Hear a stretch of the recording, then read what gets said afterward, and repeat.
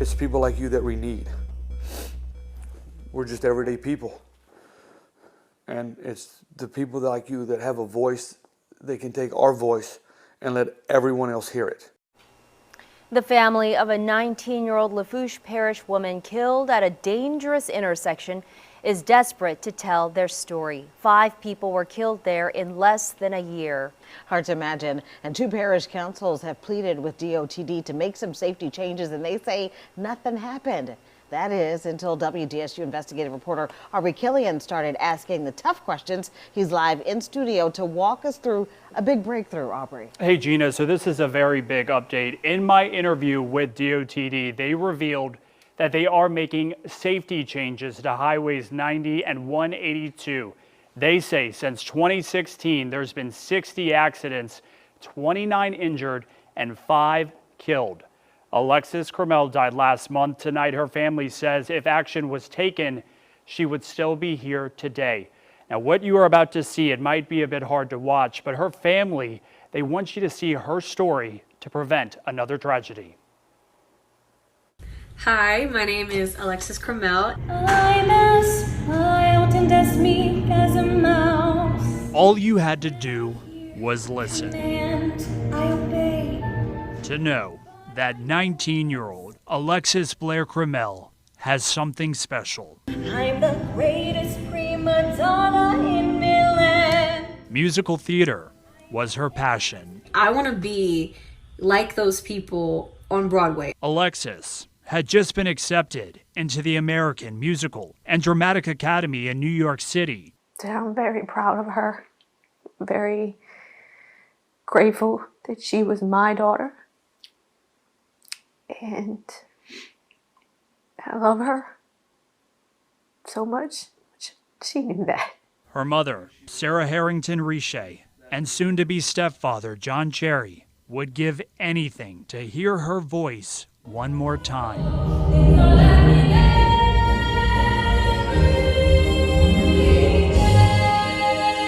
That voice was silenced October 20th, just before 7 a.m. at highways 90 and 182 in Raceland. 488 Charlie Oscar Delta. This is dash and body camera video from the horrific crash that happened that morning. I gave her a hug and a kiss, and she kissed her brother. She told us bye, and that was it.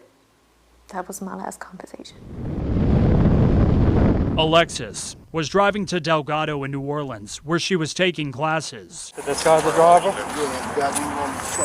State police say for reasons still under investigation, she failed to yield to approaching traffic, entered the intersection, and was struck by a Mack truck, whose driver was overcome with emotion.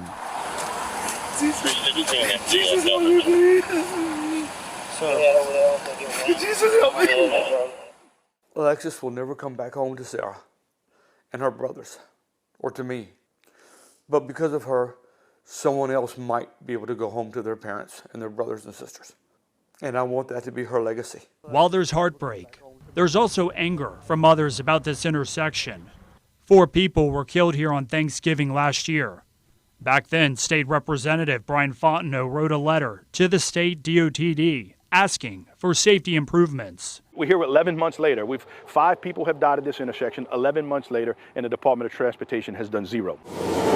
In addition, both Lafourche and St. Charles Parish Councils have asked the state to improve safety here and add a traffic light, with St. Charles Councilwoman Holly Fonseca writing about the 2-vehicle crash that killed 4 people last year. She wrote, "My niece Michelle Moore and her husband Dustin Moore were tragically killed when their vehicle flipped several times after crashing into another vehicle whose driver failed to yield at the intersection. They were on their way home following Thanksgiving dinner. Their 7-year-old son survived the crash, but has lost both his parents." She wrote, "Please act now so that no other lives are lost." I took Fontenot's letter and the family's concerns to Scott Boyle of DOTD. We started, thank you for sharing that with me. We started the analysis at this intersection once we received that request. In the process of the data collection, which included the counts, we were unable to collect the data for traffic counts because there was a construction project that actually extended through that intersection. So because of construction, there wasn't a way to figure out a way to maybe make the area a bit more safe? We were looking at the intersection, and in order for us to truly evaluate the intersection, we needed all of the data, Boyle says a J-turn is now planned for the intersection. which will restrict motorists coming out of LA 182 from turning left at this location. They will be required to turn right on Highway 90. They'll be able to perform a U-turning maneuver, and they'll be able to continue back US 90 East. DOTD hopes to take bids on the project by early next year, but has no timeline on when it will be complete. What would be your response to someone who questions why is it taking so long to take action after 5 people have died? We've been working on this intersection since the start of this year, and these type of decisions they take time. While a solution is still in the works, Alexis's family prays that her story I'm a young Egyptian princess.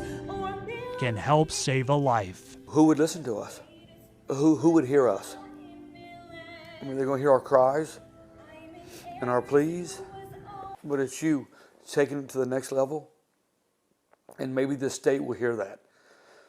Maybe the people in charge of that intersection of the road, the DOT, maybe they'll see it and they'll hear our voice. They'll see her face and they'll hear her voice. I'm a mermaid dancing upon the seas. So LSP says no one was cited in either of those crashes. Alexis, she was set to move to New York in January. Back to you. All right, thank you for that report. Keep us posted on what happens there.